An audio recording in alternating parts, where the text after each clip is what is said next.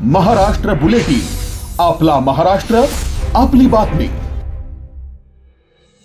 नाशिकच्या सारूळ शिवारात गळ्यात चाकू अडकलेल्या अवस्थेत आढळलेल्या तरुणीच्या मृतदेहाची ओळख पटली आहे। दुसऱ्या मुलावर प्रेम असल्याच्या संशयातून प्रियकरानेच मित्राच्या मदतीने तिची हत्या केल्याचे पोलीस तपासात निष्पन्न झाले असून पोलिसांनी 2 संशयितांना ताब्यात घेतले।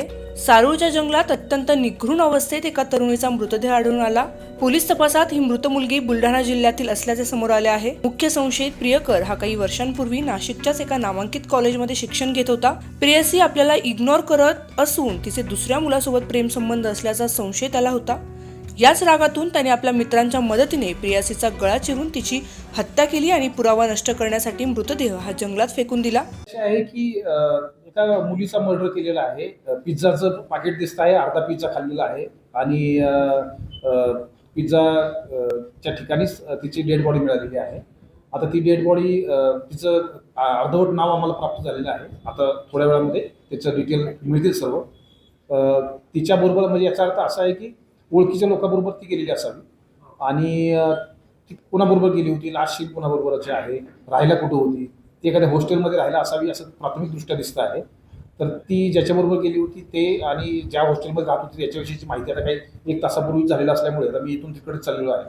त्याच्या बाबतीमध्ये माहिती अधिक मिळण्यासाठी प्रयत्न चालू आहे। त्यामुळे आता प्राथमिकदृष्ट्या एवढे आहे की मुलीची डेड बॉडी आहे आणि त्याच्यासंदर्भात पुढील तपास चालू आहे। संध्याकाळी रात्री 8-9 वाजेपर्यंत बऱ्यापैकी गोष्टी क्लिअर होतील।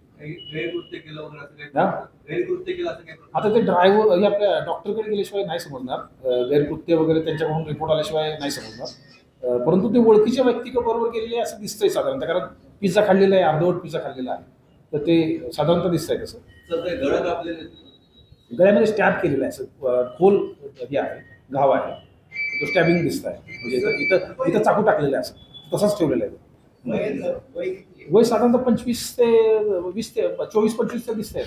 घटनेची माहिती मिळताच नाशिक ग्रामीण पोलिसांनी तांत्रिक पुराव्यांच्या आधारे तपास करत 2 संशयितांना बेड्या ठोकल्यात। या गुन्ह्यातील तिसऱ्या आरोपीचा पोलीस सध्या कसून शोध घेत आहेत। भर रस्त्यात पिझ्झाचे बॉक्स आणि खाद्यपदार्थ आढळल्याने या हत्येचे नियोजन पूर्वनियोजित होते का, याचाही तपास आता पोलीस करत आहेत। Bureau report, Maharashtra bulletin, Nashik. Maharashtra bulletin, आपला महाराष्ट्र, आपली बातमी।